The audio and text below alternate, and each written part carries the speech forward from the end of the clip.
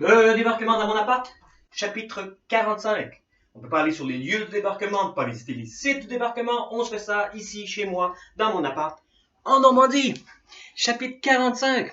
On est toujours le jour J, les Canadiens, Juno, à l'ouest. Courseulles-sur-Mer. Courseulles est sur une rivière importante et il y a un port à l'embouchure. On n'a pas les mêmes chances si on débarque à l'est ou à l'ouest de la rivière. Si on débarque à l'ouest, avec les Winnipeg, eh bien, c'est pas nous qu'on a la chance. Pourquoi? Parce que les tanks sont en retard, ils n'ont pas fait leur boulot. Les Winnipeg ne se prendront pas les plus grosses pertes, mais ils auront des combats d'une violence extrême. On a plus de chance si on débarque à l'est de la rivière.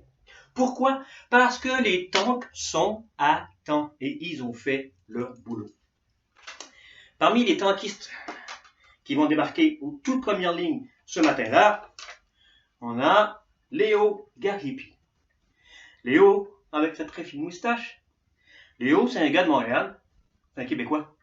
Il parle français.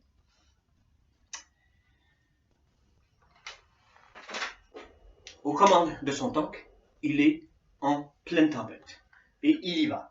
Dans les vagues, dans la tempête, ça y va. Attention, à côté de lui, il voit ses potes dans un tank qui s'appelle le Bold, couler tranquillement, bloup, bloup, bloup, jusqu'au fond de la mer. Il continue, il arrive au bord.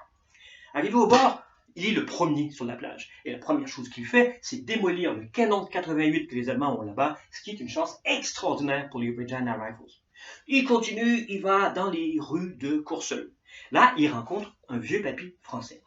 Est-ce que c'est le bruit? Est-ce que c'est l'excitation? Ils n'arrivent pas à comprendre qu'ils parlent la même langue tous les deux.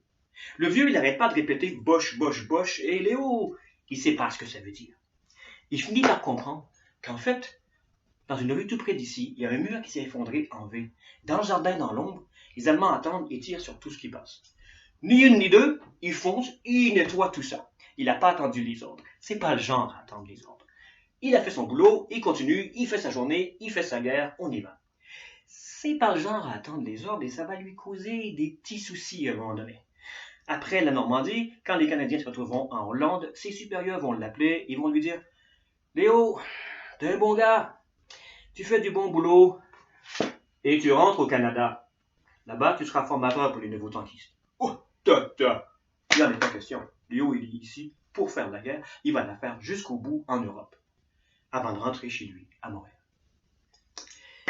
Le problème des tanks qui coulent, c'est que, évidemment, au fur et à mesure qu'ils s'enfoncent dans l'eau, on doit attendre en fait que le tank se remplisse complètement d'eau avant de pouvoir ouvrir les coutilles.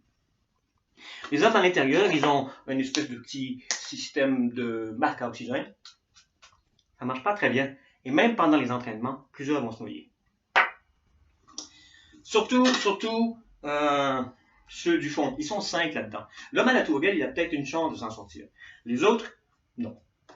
Surtout celui tout au fond, là, le pilote, il a pas de chance. Dans le Bold, le pilote, c'est Toffelmayer. Le corps de Toffelmayer va être retrouvé 3 jours plus tard sur la plage. Les corps continuent d'arriver pendant des semaines sur les plages. Toffelmayer, il est enterré ici, dans le village où je vis, juste à côté.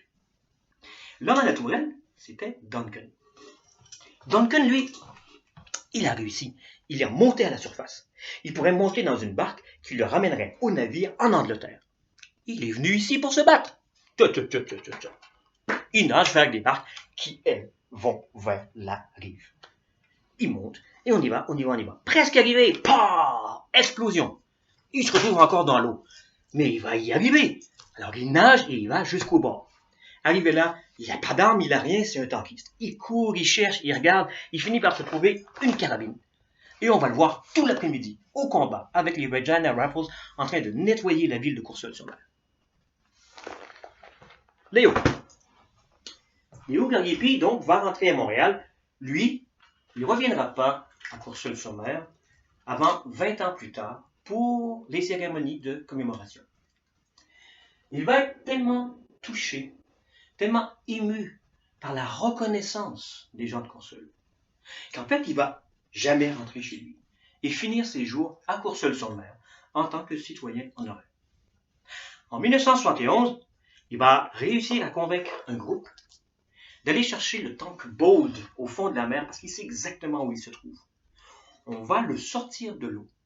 Et depuis 1976, le Bold garde l'entrée du port de Courseulles-sur-Mer. On a vu toutes les plages pour les Canadiens, le secteur Juno. La journée, le jour J, est loin d'être finie pour eux. Ça, c'est notre prochain chapitre. Merci.